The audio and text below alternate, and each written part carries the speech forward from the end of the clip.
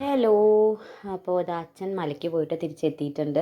അപ്പോൾ അച്ഛൻ വണ്ടിയും കൊണ്ട് ഇത് അമ്പലത്തിൽ അങ്ങോട്ട് വരാൻ പറഞ്ഞപ്പോൾ ഞാൻ അവിടെ എത്തിയതാണ് കേട്ടോ. അത് അച്ഛൻ്റെ ബാഗും അതിന് വാങ്ങിക്കാൻ പറഞ്ഞ അമ്പും വില്ലും സാധനങ്ങളൊക്കെ അച്ഛൻ്റെ അവിടെ വെച്ചിട്ട് അപ്പുറത്ത് കുളത്തിൽ കുളിക്കാൻ പോയിരിക്കുകയാണ് കേട്ടോ. അപ്പോൾ ഞാനിവിടെ ഇങ്ങനെ വെയിറ്റ് ചെയ്യുകയാണ്.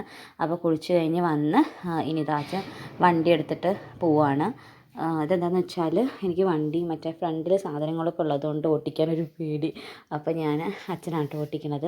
അച്ഛൻ അങ്ങനെ ക്ഷീണിച്ചിട്ടുണ്ട് കേട്ടോ. അപ്പോൾ കുറേ ദിവസമായില്ലേ, കുറേ ദിവസമായി പോയിട്ട് പിന്നെ അവിടെ ദർശനമൊക്കെ കഴിഞ്ഞിട്ട് അവിടെ സന്നിധാനത്തിൽ തമ്പടിച്ചിരിക്കുമായിരുന്നു. അത് കഴിഞ്ഞിട്ട് പിന്നെ വിളക്കൊക്കെ കണ്ടിട്ട് ഇന്നലെ വൈകിട്ട് അങ്ങനെ ഇറങ്ങിയതാണ് കേട്ടോ.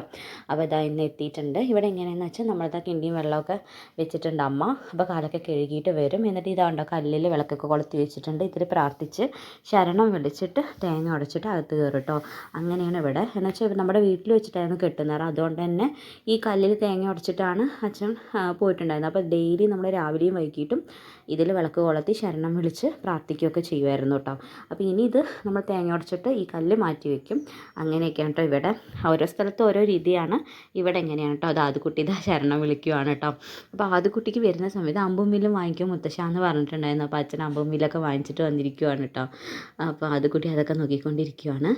അങ്ങനെ അച്ഛൻ എന്താ വിളക്കൊക്കെ കൊളുത്തി ശരണം വിളിച്ച് മാല അഴിച്ചു വെച്ചു കേട്ടോ. അച്ഛൻ കഴിഞ്ഞ വൃശ്ചികം 1-ാം തീയതി വ്രതം എടുക്കാൻ തുടങ്ങിയതാണ്.